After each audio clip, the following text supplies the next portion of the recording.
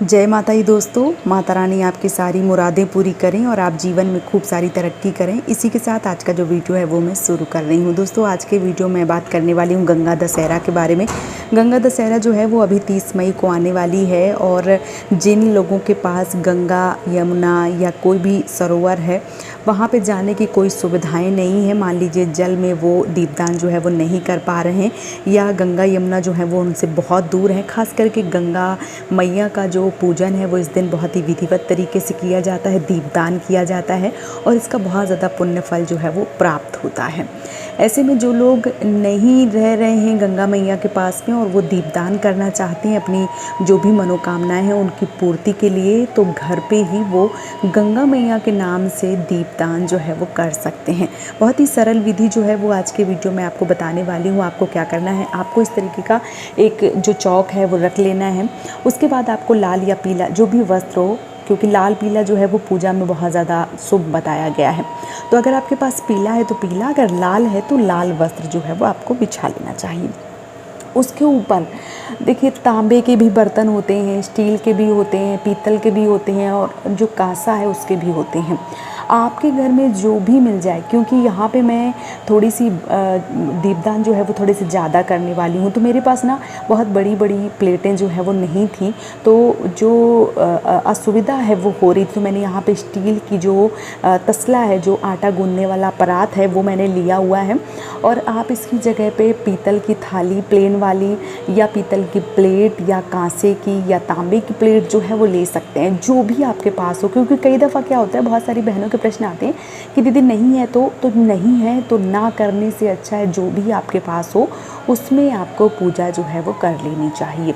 यहाँ पे मैंने जो तसला रखा है उसमें मैंने यहाँ पे स्वास्तिक जो है वो बनाया हुआ है। पानी की वजह से वो थोड़ा सा इधर उधर हो गया है, उसको आप लोग तो प्लीज़ इग्नोर कीजिए। उसके बाद मैंने यहाँ पे जो सिंदूर है या जो रोली है वो मैंने चारों तरफ से लगा दी है। अब हमें क्या करना है, अब हमें गंगा जल जो है वो डालना है और गंगा जल जो है वो पहले डालना है, उसके ऊपर पानी डालना है। आप चाहें तो दोनों जो है वो मिला के और जो है वो डाल सकते हैं। तो मैं यहाँ पे जो है वो डाल रही हूँ और इस प्लेट को जो है वो बहुत ज़्यादा नहीं भरना है। इस चीज़ का आपको याद रखना है, जो प्लेट है वो बहुत ज़्यादा ना भरें।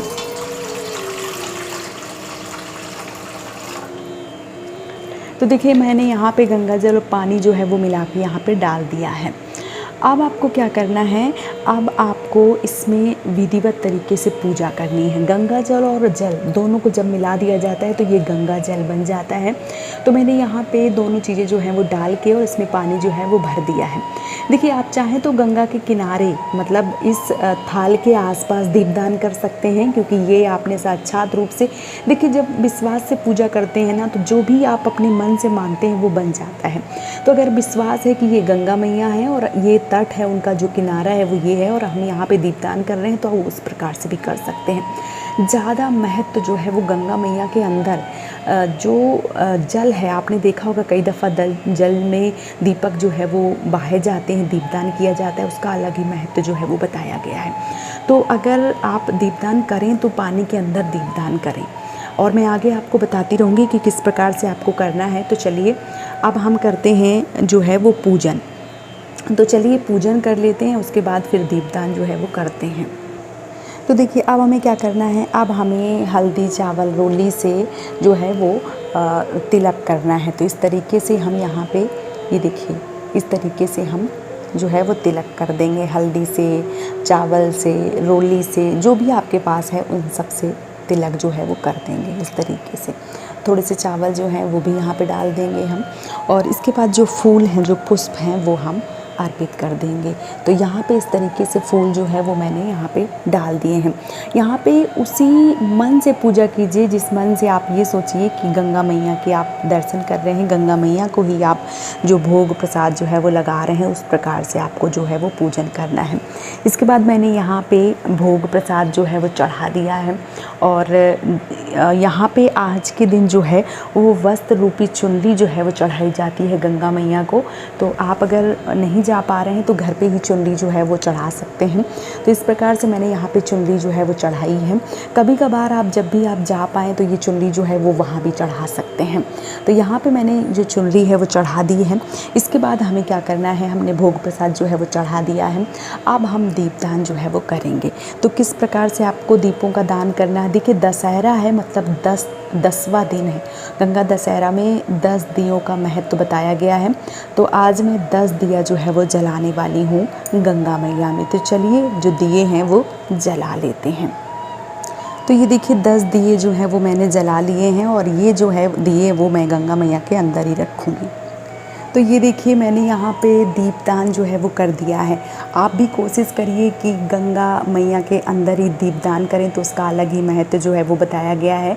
और आप चाहें तो जैसे मैंने यहाँ पे थाली जो है उसके अगल बगल भी दीपदान किया जा सकता है, लेकिन पानी के अंदर जो है वो महत्व बहुत ज़्यादा बताया गया है। तो आप पानी के अंदर ही दीपदान करें, और चाहें तो इस दिन भगवान भोलेनाथ की विधिवत पूजा भी कर सकते हैं। और आप चाहें तो सिंपल तरीके जैसे मैंने बताया उस तरीके से भी जो है वो आप दिया दान जो है वो कर सकते हैं। आप चाहें तो इस दिन जो है वो कच्चा दूध जो है वो भी गंगा मैया को जो है वो अर्पित कर सकते हैं, या आप चाहें तो ना करें, जैसी भी आपकी सुविधा उस हिसाब से आप कर सकते हैं। आप चाहें तो इस तरीके से गंगा मैया में जो है वो हल्का सा दूध जो है वो डाल सकते हैं। इस तरीके से ज़्यादा नहीं, बस थोड़ा सा ही दूध जो है वो चढ़ाना चाहिए, बहुत ज़्यादा शुभ जो है वो बताया गया है। इस तरीके से जो दीपदान है वो आपको कर देना है। तो देखिए मैंने कितने सिंपल तरीके से आपको दीपदान जो है वो करने की विधि बता दी है। अब आज के दिन और क्या किया जाता है, आज के दिन ये देखिए इस तरीके की चीज़ों का दान किया जाता है। आज के दिन खरबूजा दान करना, आम दान करना, सतुआ दान करना, और चीनी दान करना, घी दान करना, पैसे दान करना, बहुत ज़्यादा महत्व बताया गया है। आप अगर इस पूजा को करते हैं, गंगा मैया में जो दीपदान है वो करते हैं, गंगा दशहरा जो है वो पूरी विधिवत तरीके से मनाते हैं, दान पुण्य करते हैं, तो इसका अलग ही महत्व जो है वो बताया गया है। तो आप भी गंगा दशहरा 30 मई को अभी गंगा दशहरा जो है वो मनाया जाएगा। आप भी इस प्रकार से दान पुण्य जरूर कीजिए। दान की कोई भी सीमा नहीं होती है, तो दान पुण्य कीजिए, और जो दीपदान है वो अवश्य रूप से कीजिए। अगर आप दीपदान करते हैं साथ ही साथ दान करते हैं तो बहुत ज़्यादा महत्व जो है वो इसका बताया गया है। तो या ये जो चीज़ें हैं ये आप मंदिर में किसी गरीब ब्राह्मण को, किसी ज़रूरतमंद को दान दे सकते हैं। आप 50, 10, 20, 100, 1000 जितना भी आपकी सामर्थ्य अनुसार दान जो है वो दिया जाता है। दान आज के दिन ज़रूर निकालें। मौसमी फल का दान किया जाता है, गर्मी है इसलिए सतुए का दान जो है वो महत्वपूर्ण बताया गया है। तो ये देखिए दीपदान की विधि जो है वो इस प्रकार से हो जाती है। तो उम्मीद करती हूँ कि आज का वीडियो आपको बहुत ही अच्छे से समझ में आ गया होगा, और गंगा दशहरा वाले दिन आप लोग भी इस तरीके से दीपों का दान करेंगे और अपनी सारी मनोकामनाओं को पूर्ण कर लेंगे। उम्मीद करती हूँ कि आज का वीडियो आपको पसंद आया होगा। वीडियो पसंद आया है तो चैनल को सब्सक्राइब और वीडियो को लाइक करना बिल्कुल भी ना भूलें। आज का वीडियो यहीं पर समाप्त कर रही हूँ दोस्तों। जय माता दी।